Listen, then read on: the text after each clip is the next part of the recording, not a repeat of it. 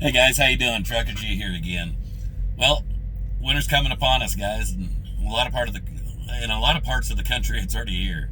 I'm here in Denver right now, and we got snow here last night, and I'm ready to get out of here. I'm not snowed in. I'm just waiting to get unloaded. That way, I can go pick up my next load. But enough about me. Let's talk about this winter driving and being prepared for it. Uh, You got to carry plenty of food in your truck, guys. You got to carry. Shoot, me myself, I carry at least a week's worth of food. And back when I first started, shoot, I got stuck in Wyoming. They shut the road down on me, and I found a rest area to get into. And I was there I think I was there for 4 or 5 days. The storm was that bad, and I didn't have a whole lot of food in my truck. I had enough to get me by, but I tell you what, by the time I left there, I was hungry. So yeah, carry plenty of food on your truck. I mean, top ramen. It's a good light meal to carry in your truck. If you got a microwave, that it works great. If not, get you one of those little portable stove things. You can get them at the truck stop, or you can probably get them on Amazon a whole lot cheaper, or eBay or something like that. And they plug in the cigarette lighter, and you can heat up a meal that way. Carry plenty of warm clothes. I mean, I can't stress that enough. Get you a minus 40 degree sleeping bag. Yeah, they're kind of costly, but I tell you what, when you need it, you'll be glad you have it. It's better to have it and not need it than need it and not have it. Tools. You got to carry a big hammer. You never know when your brakes are going to freeze to your drum. You have to get under there and beat that drum free.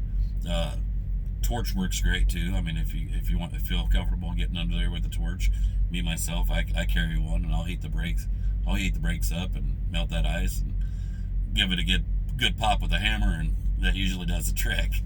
There's going to be so much on here I'm going to forget. I know I'm gonna, but by all means, if you see something that I am forgetting, please put it in the comments. Let some of these newer drivers know. On my Trucker G Facebook page, there's drivers on there that have been doing this a whole lot longer than me. Shoot, I've been doing this 28 years, and there's guys on there that, hell, they make me look wet behind the ears. Warm clothes, sleeping bag, food, water, plenty of water, guys, plenty of water. Another thing that I like to do is, if I'm in the truck stop or parked for the night and we got a bad snow coming down, throughout the night I'll drive forward and I'll create a rut in the snow, create tracks. That way in the morning when I leave, or as soon as the roads are open, if it closed down or whatever, you understand what I'm saying. Create yourself a rut. That way in the morning when you leave, you're not running into some block of wall, like a block wall of snow, and it's easier to get out. You just roll right through your tracks that you created, create some kind of momentum, and it's easier to get out of your parking spot. That's something I like to do. Like to keep the windows, try to keep them swept off as much as I can. Because it's usually the first part of the snow that's the wet part, and then throughout the night, it usually starts getting towards a lot more dry, depending on the weather, the storm. Another thing about setting your brakes. I'm not going to tell you not to set your brakes. I'm not going to tell you to set your brakes, and I'm not going to tell you what I do either. I don't need that kind of liability. But I will say, when you shut down for the evening, wait for a good hour or so before you do set your trailer brakes. Let that moisture, give it time to get off the brake drum, and you'll be less likely to freeze up. I mean, it's always worked for me. Some of you guys might have other opinions. I guess right now the only opinion that matters is mine, right? I'm doing the video. Not just kidding. Like I said, there's going to be a million things that I know I'm forgetting, but if I do forget them, please let these new guys know, guys. Another thing is, when you're out there driving in these bad roads, if you get stuck on some bad roads and you don't feel comfortable, get to a nice safe spot, park it. And if you don't feel comfortable, get out the road. If these guys are passing you up, let them go. One old guy told me back when I first started, only drive as comfortable as you feel wrecking at. And I know I don't feel comfortable wrecking at any speed. So if I don't feel comfortable, I'll park the truck. I don't care. Let those super truckers pass you up, and I tell you what, about 9 times out of 10, you'll see them 4 or 5 miles down the road in the ditch. Don't worry about what they say on the radio. Just let them keep going. Let them get out of your way. Let them get around you. Stay in the right lane by all means, you know. But if you don't feel comfortable, get off the road. Back in the day, it's not as bad as it used to be.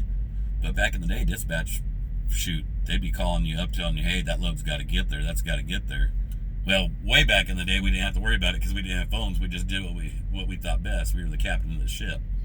But as soon as we got cell phones, then you get dispatch calling you and telling you, that load's got to get there. It's got to get there. It's hot. Well, I'll tell you what, there ain't no load so hot that it won't cool down in the ditch. So park the truck. Send them a message saying you don't feel comfortable driving in it. Road conditions are getting bad and you're shutting it down. One of two things will happen. They'll just tell you okay on the message, or they'll be calling you up. If they call you up, it's an easy fix. Just tell them. Say, I'll take that load. I'll keep running if you want me to. But you send me a message on the Qualcomm or the PeopleNet, whatever system you use, telling me to take this load after I already don't feel safe doing it. And I guarantee you're not going to hear nothing else out of them.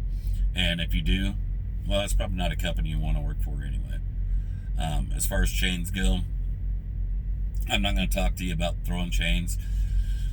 I don't throw them anymore. I'm getting old. I figure if it's bad enough I've got a chain, I'll park it. I've done it a few times just to keep going, but half the time it ain't worth it. By the time you get your snow chains on, they got the road cleared up anyway.